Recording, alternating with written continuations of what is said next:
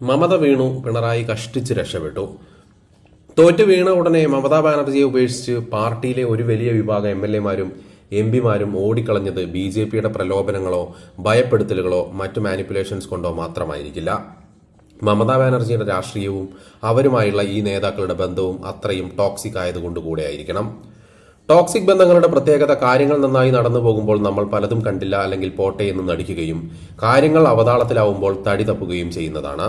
സ്നേഹനിധിയായ എന്നാൽ ടോക്സിക്കായ കാമുകനോടോ അല്ലെങ്കിൽ കാമുകിയോടോ എനിക്ക് നിങ്ങളെ മതിയായി എന്ന് പറയാൻ പറ്റാത്തതിന്റെ പ്രധാന കാരണമെന്ന് പറയുന്നത് ഇത്തരത്തിലുള്ള ട്രോമ ബോണ്ടിങ്ങോ അതല്ലെങ്കിൽ ഗുഡ് ടൈംസ് ട്രാപ്പോ ഒക്കെയാണ്. പക്ഷെ ഒരു ബ്രേക്കപ്പ് പോയിന്റ് എത്തിക്കഴിഞ്ഞാൽ സ്കൂട്ടാവുക എന്നത് മാത്രമാണ് മാർഗം.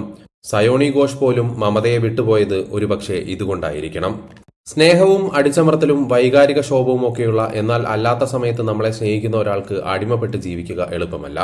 ഇനിയും ചിലർ മമതയെ വിട്ടുപോയിട്ടില്ലെങ്കിൽ അവർ അത്രത്തോളം മാനസികമായി ശക്തിയുള്ളവരോ മമതയോടൊപ്പം പിടിച്ചു നിൽക്കാൻ കഴിവുള്ളവരോ മറ്റൊരു രാഷ്ട്രീയ പാളയത്തിൽ ചെല്ലാനാകാത്തവരോ ആകണം. ഉദാഹരണം മഹുവ മൊയ്ത്ര. ഈ ടോക്സിസിറ്റിയുടെ ഒരു സിംബൽ ആയിരുന്നിരിക്കണം അനന്തരവൻ അഭിഷേക് ബാനർജി. സത്യത്തിൽ പിണറായി വിജയനും ഇതുതന്നെ സംഭവിക്കേണ്ടതായിരുന്നു. ഇലക്ഷൻ തോറ്റുകഴിഞ്ഞപ്പോൾ എല്ലാ എടുപ്പ് കുതിരകൾ പോലുള്ള കമ്മിറ്റികളിൽ നിന്നും ചോർന്ന് മാധ്യമങ്ങളിൽ വന്ന റിപ്പോർട്ടുകളെല്ലാം തന്നെ പിണറായി ആയിരുന്നു ഈ ഇലക്ഷന്റെ പരാജയത്തിന് പ്രധാന കാരണമെന്നും അതിനു കാരണം ചോദ്യം ചെയ്യാനാവാത്ത അദ്ദേഹത്തിന്റെ ഏകാധിപത്യ രീതികളായിരുന്നുവെന്നുമാണ്. പിണറായിക്ക് പോലും അത് മനസ്സിലായിട്ടുണ്ടാവണം. അതുകൊണ്ടാണ് ദിവസങ്ങളോളം അദ്ദേഹം പുറത്തുവരാതെ മാധ്യമങ്ങളിൽ ഒരു വാക്കുപോലും പറയാതെ മാറി നിന്നത്.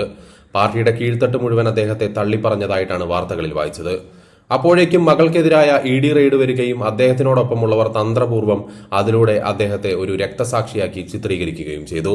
10-25 പേർ കുറെ കാലം ജയിലിൽ കിടന്ന് ജീവിതം പാഴാക്കുമെങ്കിലും അവരെ ഉപയോഗിച്ച് തലനാരിഴയ്ക്കാണ് നേതൃത്വം ഇത് തിരിച്ചുപിടിച്ചത്.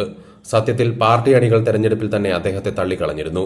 UDF-ന് മാർക്സിസ്റ്റുകളുടെ കോട്ടകളിൽ അധികം കിട്ടിയ വോട്ടുകളും വിജയങ്ങളും മറ്റൊന്നുമല്ല കാണിക്കുന്നത്.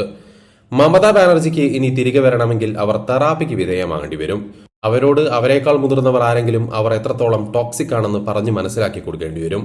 ഒപ്പം ഇപ്പോഴുള്ളവരിൽ നിന്നും ജനാധിപത്യ രീതിയിൽ അടുത്ത തലമുറയെ തിരഞ്ഞെടുക്കണം. എങ്കിൽ ഒരുപക്ഷെ കുറെ പേരെങ്കിലും തിരികെ വന്നേക്കും. അല്ലെങ്കിലും ആ ചാപ്റ്റർ കഴിഞ്ഞു എന്ന് തന്നെ പറയാം. ഇതേ പേഴ്സണാലിറ്റി കാരണമാണ് അവർ കോൺഗ്രസിനോട് കലഹിച്ച് സ്വന്തം പാർട്ടി ഉണ്ടാക്കിയത്, NDA-യിൽ ചേർന്ന് കേന്ദ്രമന്ത്രിയായത്. സ്വന്തം പാർട്ടിയുടെ കേന്ദ്ര റെയിൽവേ മന്ത്രിയായിരുന്ന മൻമോഹൻ സിംഗിന്റെ കാലത്ത് ദിനേശ് ത്രിവേദിയെ അവരുടെ അനുവാദമില്ലാതെ ബജറ്റിൽ നിരക്ക് വർധന പ്രഖ്യാപിച്ചതിന് മന്ത്രിസ്ഥാനത്ത് നിന്നും മാറ്റിയത്.